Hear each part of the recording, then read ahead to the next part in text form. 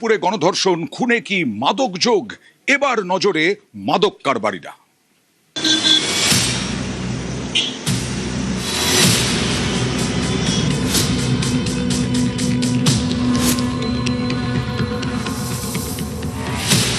বারুইপুরে গণধর্ষণ ও খুনের ঘটনায় রোজই একের পর এক চাঞ্চল্যকর অভিযোগ সামনে আসছে।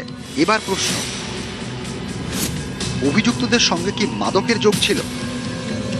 স্থানীয় বাসিন্দাদের অনেকেরই অভিযোগ, দীর্ঘদিন ধরে এলাকায় মাদকের রমরমা।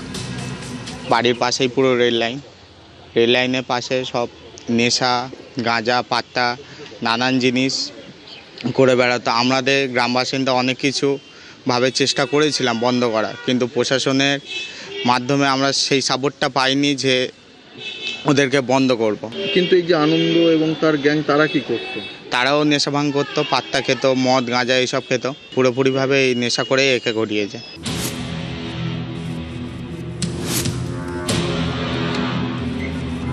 দক্ষিণ চব্বিশ পরগনার বারুইপুরের সূর্যপুর বাজার। এই সূর্যপুর বাজারের পাশেই রেল লাইন। এই রেল লাইনের একদিকে ঘন জঙ্গল, অন্যদিকে নির্জন রাস্তা। সন্ধে নামলেই বদলে যেত সূর্যপুর রেল লাইনের আশপাশের ছবি। স্থানীয়দের অভিযোগ, প্রশাসনের নজরদারির অভাবে এই নির্জন এলাকা মাদক কারবারিদের স্বর্গরাজ্যে পরিণত হয়েছিল। যে পুকুর থেকে নাবালিকার দেহ উদ্ধার হয়, অভিযোগ তার অদূরে থাকা ঝুপড়িতেও চলত নানা দুষ্কর্ম।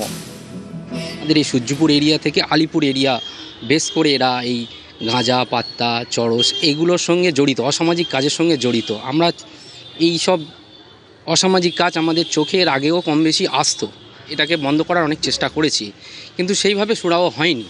আমরা চাইছি এই যে অসামাজিক কাজকলাপগুলো এখানে চলছে, প্রশাসনের দিক দিয়ে একটা স্টেপ নেওয়া হোক। এমনকি পুলিশ মন্ত্রীর কাছেও আমাদের আবেদন, যেন এই অসামাজিক কার্যকলাপ যেন সূর্যপুর এরিয়ার মধ্যে না থাকে, সেরকম একটা পরিকাঠামো তৈরি করে। মঙ্গলবারই সূর্যপুর বাজার সংলগ্ন এই রেল লাইন এলাকা ঘুরে দেখেন ডিজি সিদ্ধিনাথ গুপ্তা। যে পুকুর থেকে নাবালিকার দেহ উদ্ধার হয়েছিল, সেখানেও যান রাজ্য পুলিশের প্রধান। ইনভেস্টিগেশন ক্ষেত্রে আরও বেশি বলছি না, এটা যেহেতু ইনভেস্টিগেশন চলছে, খুব সেন্সিটিভ কেস আছে, তো বেশি ডিটেলস আরও ইনভেস্টিগেশন এগিয়ে গেলে তারপরে কতটা পুলিশের ভূমিকা নিয়ে একটা প্রশ্ন তুলেছিলেন। আমরা সব বিষয় নিয়ে, যদি পুলিশের ভূমিকার উপর প্রশ্ন আছে, কি দেরিতে রেসপন্স হয়েছে কিংবা কী হয়েছে, পুরো ইনকোয়ারি করে যা ব্যবস্থা আছে, যেটা আমরা কমপ্লিট ব্যবস্থা নেব।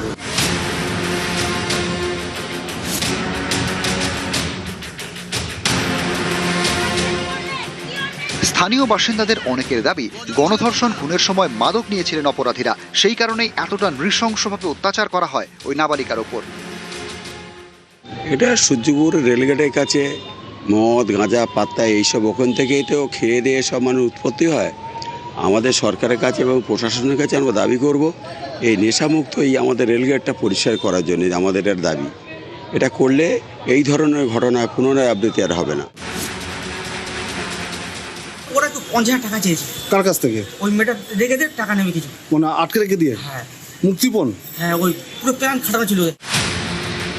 পুলিশের দাবি, নাবালিকাকে আনন্দদের হাতে তুলে দিয়েছিল আরেক অভিযুক্ত প্রভাস। এই ভাইরাল ভিডিওয়ে প্রভাসকে বলতে শোনা যাচ্ছে 50,000 টাকার কথা।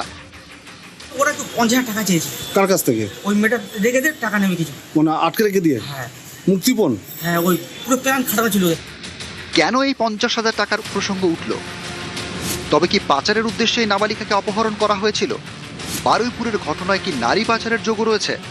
নতুন সরকারের কাছে আবেদন করব, আমাদের সিএমের কাছেও আবেদন করব যে এই জায়গাটা থেকে এইটাকে মুক্ত করার জন্য আবেদন করব। এই ছোটো ছোটো শিশু বাচ্চাদের এইভাবে আর হতে হবে না। এটা যদি না ঠিক করা যায়, আগামী দিন এরকম ঘটনা আবার ঘটবে। বারুইপুর থেকে কল্যাণ মণ্ডল, নিউজ 18 বাংলা।